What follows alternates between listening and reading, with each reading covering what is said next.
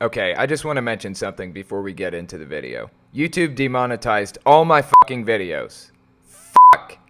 So now I have to fucking censor everything I put out. God fuck it.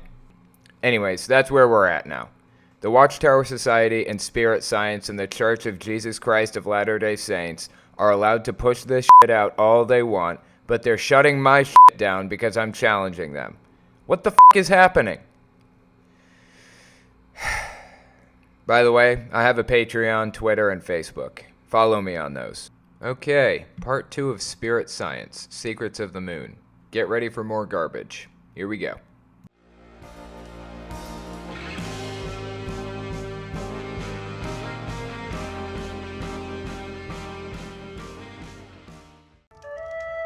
You know, I think I've only ever seen one side of the moon. I wonder why it doesn't spin like other planets. That's a good question. That is an interesting question. I'll tell you why. Because it's tidally locked. That means its orbital period matches its rotational period. So as it spins around the Earth, it continues to face it. On that topic too, have you ever noticed that the size and position of the moon is exactly in the right place to create a perfect solar eclipse? That's so intense. Okay. I can't take this bullshit anymore. That's not true. People are always saying this shit to prove fine-tuning, but it just isn't true. I can see why people would think it was so precise if there was a 1-foot line straight down the United States where it was visible, but there's a path of full totality, about 70 miles wide. Not to mention how far the path was for the partial eclipse. The only way we would get an eclipse like this is if the moon was roughly 100 times bigger than it is now. The moon could be thousands of times smaller than it is, and we would still get a full eclipse. They make it out like it's exactly the right size. It isn't. It's just a tiny little shadow moving all over the place. If it casts any shadow at all on the Earth, somebody is going to get an eclipse. That's the nature of an eclipse. I hope I've debunked this for good. The moon isn't exactly the right size or distance. It could be way bigger or way smaller and still give us an eclipse. You know, the moon actually holds the Earth in a sideways tilt. If we didn't have the moon, we wouldn't have the same length of days or nights, or experience the 4 seasons like we do. It also intimately controls the tides. Intimately controls the tides. You're right. And just like the tides, it even bends the water in our bodies. That's why on nights of the full moon, there's always an increase of violent crimes, and probably passionate love. It used to be a legal defense to say that one was moonstruck. According to the Australian and New Zealand Journal of Psychiatry, 1998, link in the description, no significant relationship was found between total violence and aggression or level of violence and aggression and any phase of the moon. That's a complete myth. And regarding bending the water in our bodies, no. The moon's gravity is constant. It doesn't change one night every month or so to pull really hard on us and then release after it's not full anymore. So how would a full moon be a factor in anything at all? The moon's gravitational effect on us is minuscule. You might feel the same change in gravity as if you went up Mount Everest or even a high-rise building. Moving on. Do you think these things were deliberately introduced to the Earth? Maybe for a purpose? It's a possibility. What do you think that purpose could be?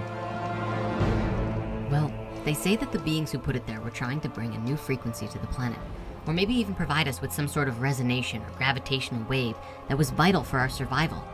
I've read that the Earth isn't even in the right place in the solar system anymore. Do you think the stork delivers babies? It's a possibility. Why do you think the stork delivers babies? He's accepting his premise without questioning it at all. This is ridiculous. And what resonation does the moon provide? What does that even mean? It sounds like nonsense. And what is the right place in the solar system? Where did he read that? And why did he believe it without question? There is a very small area in which the Earth could be to support life. We're in it. Feels like we're in the right place to me. The story goes that at one point, the Earth used to exist between Mars and Jupiter, and may have even been slightly larger than it is today. But it was hit, and it flew off course, creating the asteroid belt, which is mostly frozen water and rock debris, and wound up in a new orbit, right here. But because of the impact of what happened, this planet was going to die, and it needed some help to keep it spinning and keep its orbit proper. And thus, the moon was put there by some advanced alien race or a higher form of consciousness who saw it as a requirement for the planet's survival. Maybe even our own survival. which would explain why the Earth-to-Moon ratio is found within the human energy field. Oh god, don't get me started on this human energy field thing. Okay, that was a whole lot of garbage to pack into one clip. First of all, what is this? What is Nibiru? There is no scientific evidence that this supposed planet ever existed. It's just part of some folklore. This is a lot of conjecture and supposition. Nothing backing this up at all. They're just telling a story and people are eating it up with spoons. Then, events such as the falling of Atlantis and rising back to consciousness could take place under circumstances that otherwise couldn't have happened. That's really amazing. Wait, did you say that the human geometries match the Earth and the Moon ratio? Hey, I think you're really gonna love this. That is the cultiest thing I've heard from them yet. That is something I'd expect to hear from a Mormon or a Jehovah's Witness. It's terrible.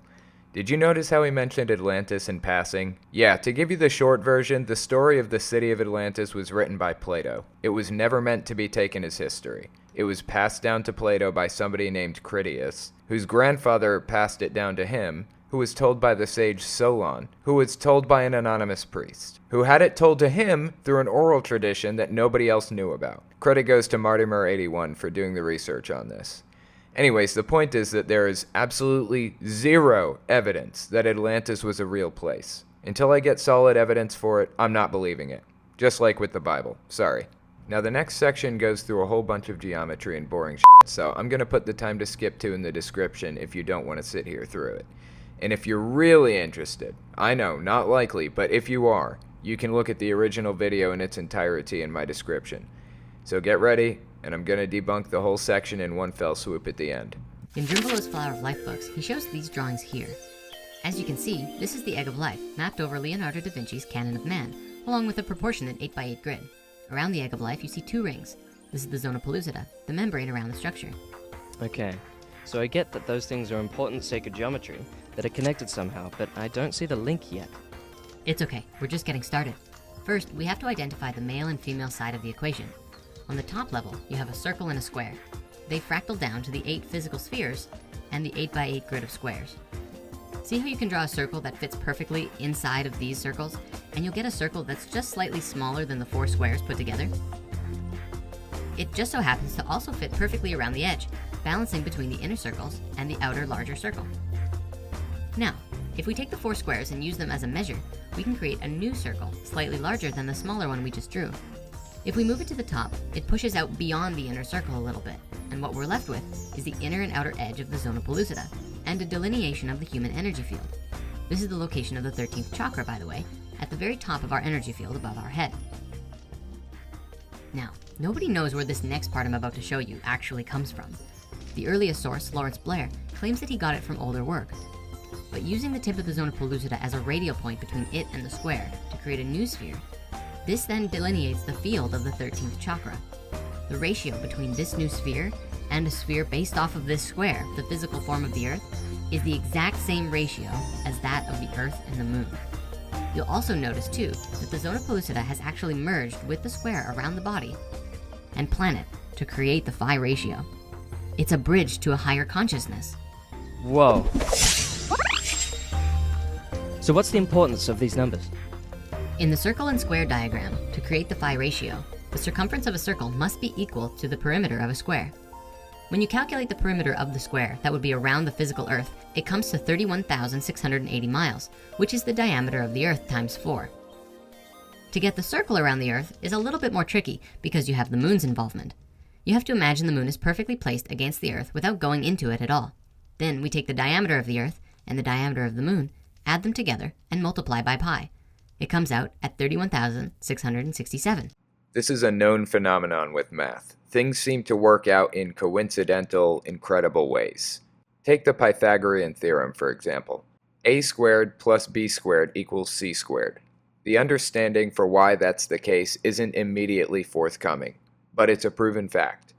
But the thing is, a and b in that equation are legs of a triangle. They're directly linked to what we're working with. How are circles and 8x8 grids and the canon of man related to each other? They aren't linked in any way. We could have done a 10x10 grid if we wanted, or a 16x16 grid.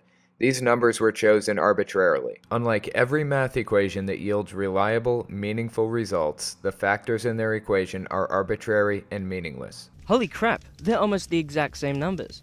Exactly. There's a 13-mile difference, but 13 miles is nothing when you consider that the ocean rises nearly 27 miles around the equator. Not quite. The deepest point in any ocean is the Challenger Deep, which is 36,070 feet deep, or just under 7 miles. So what does all of this mean to us, Mr. Patch? What does it mean? What does it mean? I guess it means that the moon is not just this random satellite that has nothing to do with us. It's there for a reason, for a chance. A chance that we might just make the most important decision that we've ever made as a species, and create together a new way of life on this planet. It's up to the collective, to all of mankind. Do we choose love? Or do we choose chaos and war? Maybe a little bit of both from the looks of it right now. But times are changing. This isn't the old world anymore. It's now a matter of survival and collaboration. I'm sorry, I don't understand what the moon has to do with any of that. What does the moon have to do with choices and choosing to survive? This isn't making any sense right now. I'm just gonna ride it out. The moon appears to offer us the opportunity to change, to become aware, to grow. But it won't make the decision for us. That's up to us. What the fuck is going on here? What is he talking about? None of this makes any goddamn sense. Okay, you've officially blown my mind hole clean off. This seems to be evidence of a long-lost secret that has to do with our evolution. I wonder if we will realize this mystery in this lifetime. What was evidence of that? There was no evidence in this entire video. Either way, I still love the moon, man. Me too. Want some beans? More than anything ever, Mr. Patch. Anything ever. Okay, I had to look shit up like every 15 seconds through this video. This one was ridiculous. These people can't possibly be serious. But they are. Anyways, remember to subscribe, follow me on Twitter, Facebook, and Patreon. Thanks for watching, guys.